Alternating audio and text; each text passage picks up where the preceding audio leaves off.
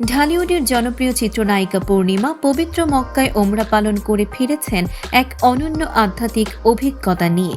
বছরের শুরুতেই এই পবিত্র ইবাদত সম্পন্ন করে তিনি সামাজিক যোগাযোগ মাধ্যমে শেয়ার করেছেন কয়েকটি হৃদয় ছোঁয়া মুহূর্ত। সোমবার নিজের ভেরিফাইড ফেসবুক পেজে 4টি ছবি প্রকাশ করেন পূর্ণিমা, যেগুলো মুহূর্তেই ভক্তদের নজর কাড়ে। ছবিগুলো তোলা হয়েছে মদিনার পথে জেদ্দা মেট্রো রেল স্টেশনে। সেখানে দেখা যায় আবায়া ডিজাইনের কালো বোরকার সঙ্গে সাদা হিজাব পরে অত্যন্ত স্নিগ্ধ ও পরিমিত লুকে হাজির হয়েছেন তিনি।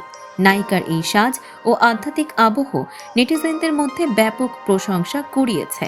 ছবিগুলোর ক্যাপশনে পূর্ণিমা লেখেন, সবকিছুর জন্য আলহামদুলিল্লাহ। এরপর হ্যাশট্যাগ দিয়ে পূর্ণিমা ওমরা 2025 ও আবায়া স্টাইল শব্দগুলো জুড়ে দেন তিনি। তার এই সংক্ষিপ্ত কিন্তু অর্থবহ বার্তা ভক্তদের হৃদয়ে ছুঁয়ে গেছে। এর আগেও কালো বোরকা পরে মদিনার মসজিদের সামনে দাঁড়িয়ে তোলা একটি ছবি শেয়ার করেছিলেন পূর্ণিমা, যা তখনও ভক্তদের ভালোবাসায় ভেসে যায়। মন্তব্যের ঘরে অসংখ্য মানুষ তার জন্য দোয়া ও শুভকামনা জানিয়েছেন। ধারণা করা হচ্ছে স্বামী আশফাকুর রহমান রবিনের সঙ্গে এই পবিত্র সফর ও ওমরা পালন করেছেন তিনি, যদিও এ বিষয়ে বিস্তারিত কোনো তথ্য নিজে উল্লেখ করেননি পূর্ণিমা।